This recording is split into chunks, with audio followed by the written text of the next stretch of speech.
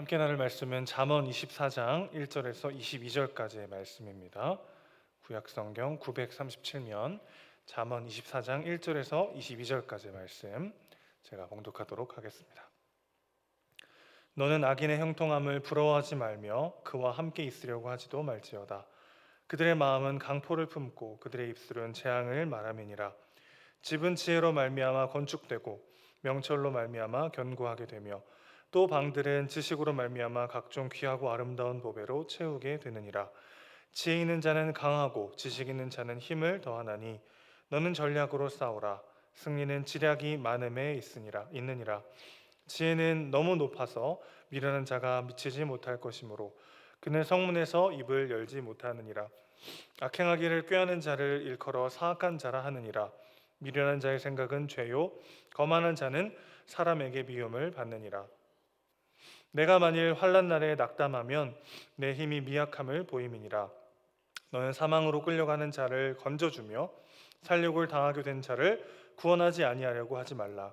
내가 말하기를 나는 그것을 알지 못하였노라 할지라도 마음을 저울질하시는 이가 어찌 통찰하지 못하시겠으며 내 영혼을 지키시는 이가 어찌 알지 못하겠느냐.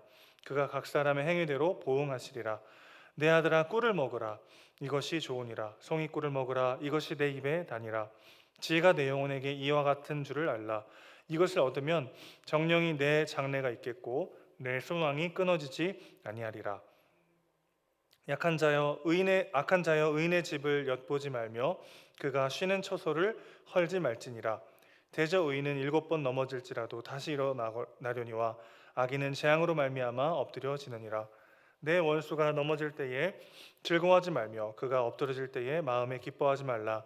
여호와께서 이것을 보시고 기뻐하지 아니하사 그의 진노를 그에게서 옮기실까 두려우니라.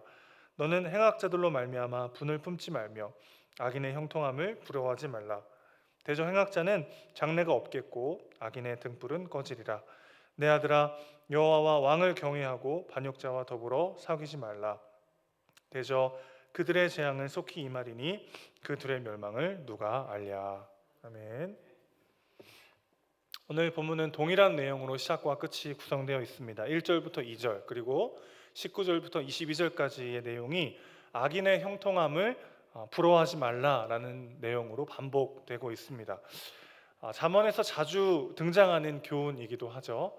잠언은 계속해서 음녀, 또 술꾼, 악인과 함께하지 말라고 경고하고 있습니다. 이런 경고들이 반복된다는 것은 그만큼 우리가 이 유혹에 빠지기가 쉬운 존재라는 의미이기도 합니다. 하나님을 깊이 경험하고 또 많은 은혜를 누렸다고 해서 죄에 빠질 가능성이 아예 사라지는 것은 아니죠. 하나님을 사랑하고 예수를 따르는 제자라 할지라도 쉽게 돈을 벌고 쾌락을 추구하고 싶은 마음에 빠질 수가 있습니다. 그래서 우리 모두가 늘 깨어 있어야 하는 것이죠. 오늘도 하나님의 은혜가 아니면 나는 살 수 없습니다 라는 고백이 우리 가운데 있어야 할 줄로 믿습니다. 오늘도 한 번 더 악인의 형통을 추구하지 말고 그것을 부러워하지 말고 오직 하나님의 지혜와 명철을 추구해야 한다라고 하는, 어떻게 보면 계속해서 반복되는 말씀인데요. 왜 그래야 하는지 세 가지 이유로 함께 본문을 통해 살펴보도록 하겠습니다. 첫 번째입니다. 하나님의 지혜로 인생이라는 집을 제대로 세울 수가 있기 때문입니다.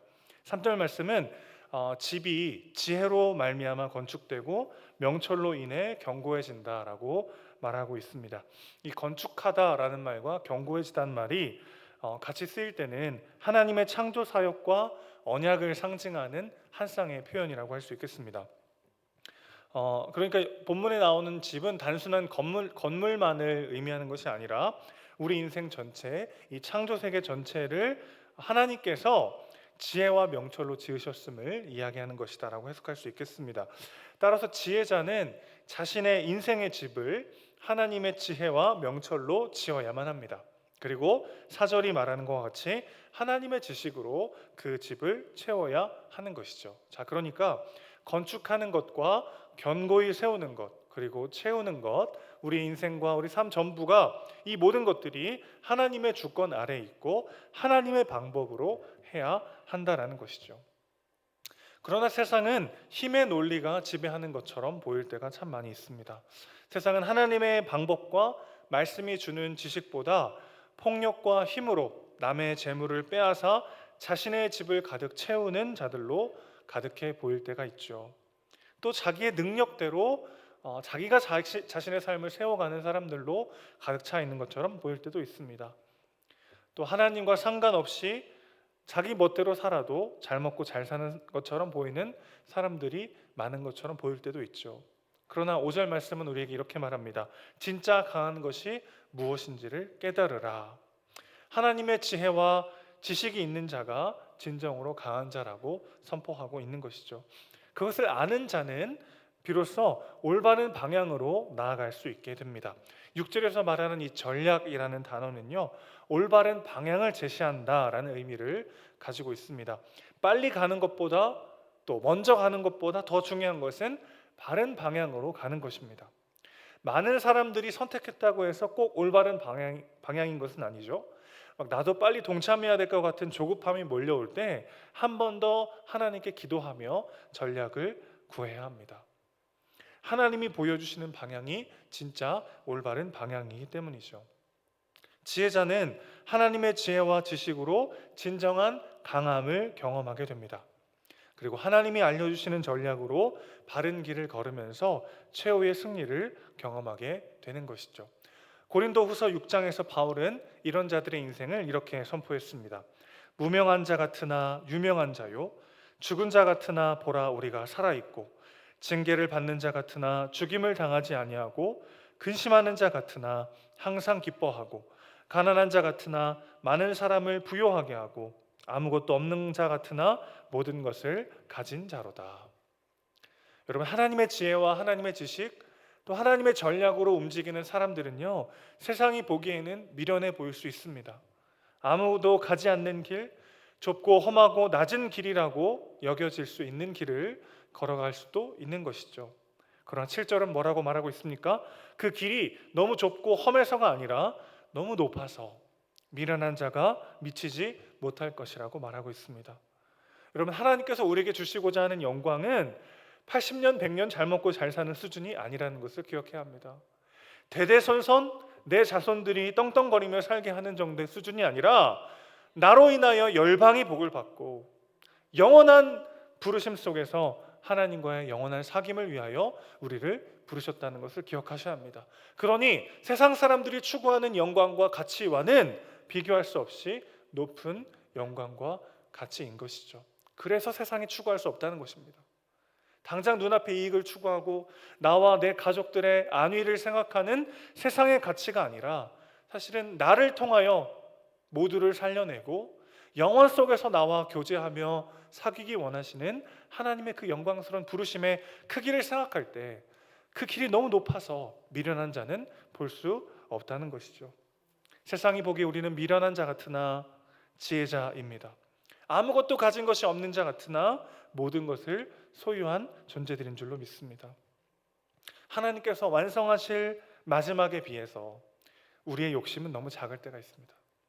우리가 추구하는 삶은 하나님께서 우리에게 주시고자 하는 삶에 비해서 너무 낮은 수준일 때가 참 많이 있습니다. 그러나 하나님과 상관없이 지은 집은 아무리 견고하고 높다 할지라도 모래 위에 지은 집에 불과하다는 것을 기억하는 우리 모두가 되길 소원합니다. 하나님이 이 세상을 창조하셨습니다. 그리고 그분이 우리를 지으셨습니다. 이게 무슨 뜻입니까? 오직 그분 안에서 내 존재에 기반을 둘 때에 진정으로 우리의 인생을 견고하게 세울 수 있다는 것입니다. 세상 사람들이 추구하는 것 말고 하나님의 말씀 위에 그분의 지혜로 인생이라는 집을 세우시는 저와 여러분 되시기를 주님의 이름으로 축원합니다. 두 번째입니다. 왜 악인의 형통 대신에 하나님의 지혜와 명철을 추구해야 할까요? 악인의 형통은 결국 자기 발등을 찍게 될 것이기 때문입니다.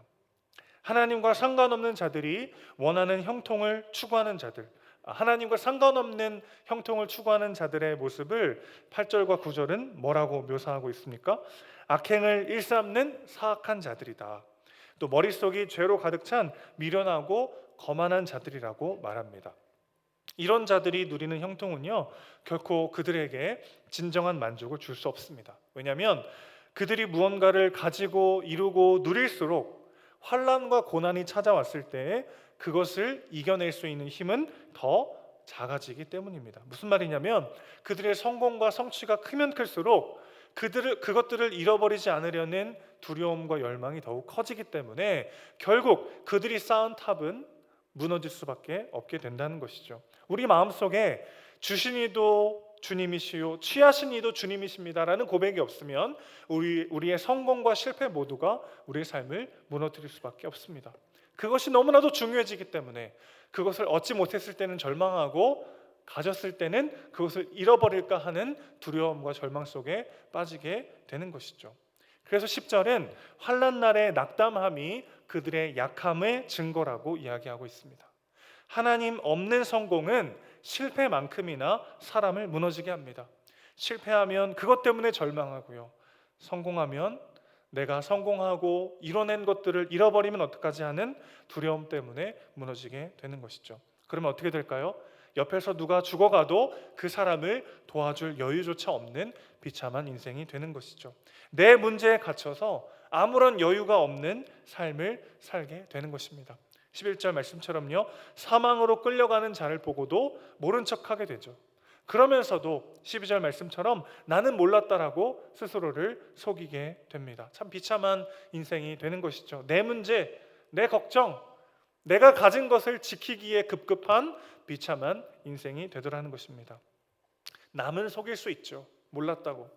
또 스스로도 속일 수 있습니다. 자기 연민과 자기 합리화가 계속되면 스스로를 속이게 되죠. 그러나 하나님은 속지 않으십니다. 하나님은 사람의 마음의 중심을 보십니다. 우리의 영혼을 꿰뚫어 보십니다. 우리가 오늘 어떤 동기와 어떤 방향으로 나아가고 있는지를 하나님은 보신다는 것이죠.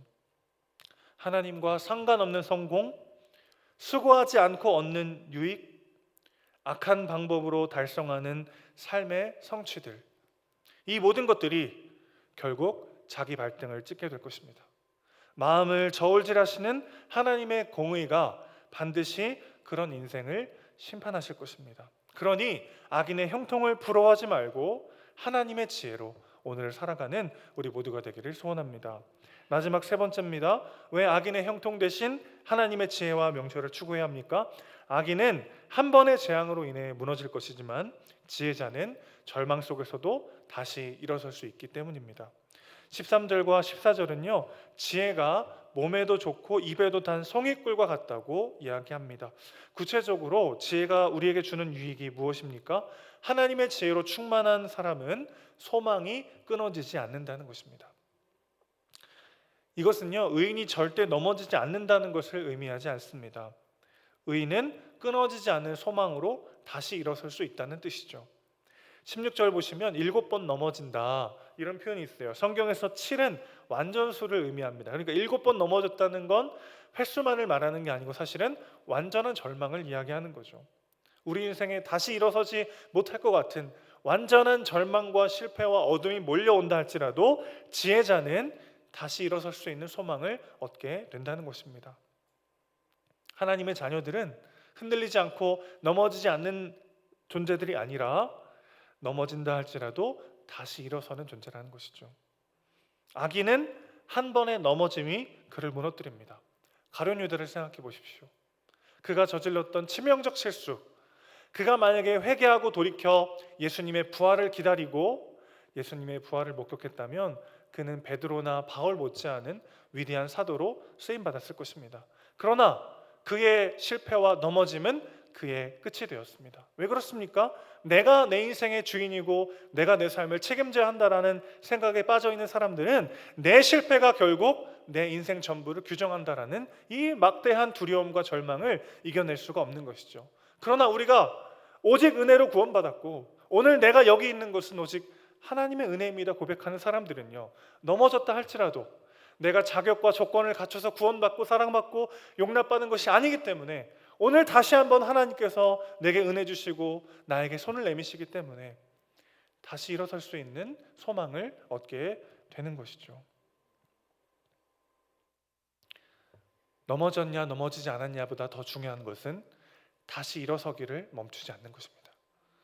하나님은 처음처럼 우리의 손을 잡아주십니다. 내가 얼마나 부족하고 연약한가 보다 더 중요한 것은 하나님께서 여전히 신실하게 나를 사랑하신다는 것입니다. 그 모든 것들을 다 아시면서도 여전히 나를 사랑하시고 여전히 나에게 손을 내미신다는 것입니다. 그것이 우리에게 끊어지지 않는 소망이 되는 것이죠. 죽음을 죽이시고 생명으로 가시는 길을 여신 하나님을 바라보는 이 아침 되길 소원합니다. 그분의 신실하신 사랑, 전능하심을 의지하여 다시 일어서기를 멈추지 않는 우리 모두가 되기를 소원합니다. 아기는요, 옆에서 누가 죽어가도 신경 쓰지 않습니다. 그러나 지혜자는 원수가 넘어질 때조차도 자신을 돌아보게 되는 것이죠. 그 소망과 새 은혜와 감격을 누리며 살아가는 자들만이 옆 사람을 바라볼 수 있습니다. 17절과 18절 보실까요? 자신도 언제든지 넘어질 수 있음을 기억하기 때문에, 그리고 넘어져도 하나님께서 자신의 진노를 내가 아니라 이미 그리스도께 다 쏟아 놓으셨음을 알고 있기 때문에 우리는 다시 일어나서 나도 살고 옆 사람도 살려내는 삶을 살아갈 수 있게 되는 것이죠. 얼마나 많이 넘어졌냐보다 더 중요한 것은 다시 일어서기를 멈추지 않는 것입니다. 그것이 진짜 은혜를 의지하여 살아가는 사람들의 삶의 모습인 것이죠. 그래서 우리는 7번 넘어져도 다시 일어설 수 있는 하나님의 신실하신 사랑과 은혜를 누리는 자들인 줄로 믿습니다. 말씀을 정리합니다. 왜 악인의 형통 대신 하나님의 지혜와 명철을 추구해야 합니까? 하나님의 지혜만이 인생이라는 집을 제대로 세울 수 있기 때문입니다. 악인의 형통은 결국 자기 발등을 찍게 될 것이기 때문입니다. 악인은 한 번의 재앙으로 무너질 것이지만 지혜자는 절망 속에서도 다시 일어설 수 있기 때문입니다. 오늘도 눈앞에 헛된 유익과 만족을 쫓아 살아가는 존재가 아니라 영원의 부르심과 영원의 사귐을 바라보며 하나님과 동행하고 그분의 지혜로 오늘 하루를 살아내는 저와 여러분 되시기를 주님의 이름으로 축원합니다. 기도하겠습니다. 하나님 아버지, 오늘도 우리가 하나님 없는 성공, 내 능력과 내 영광을 구하는 헛된 성취를 추구하며 살아가는 것이 아니라 겸손하게 하나님의 은혜를 구하며 다시 일어서는 힘을 주시는 하나님의 소망을 누리며 그렇게 하나님의 지혜와 명철로 살아가는 우리가 될 수 있도록 주님 붙잡아 주시옵소서. 우리 사랑이시고 주인이신 예수님의 이름으로 기도합니다. 아멘.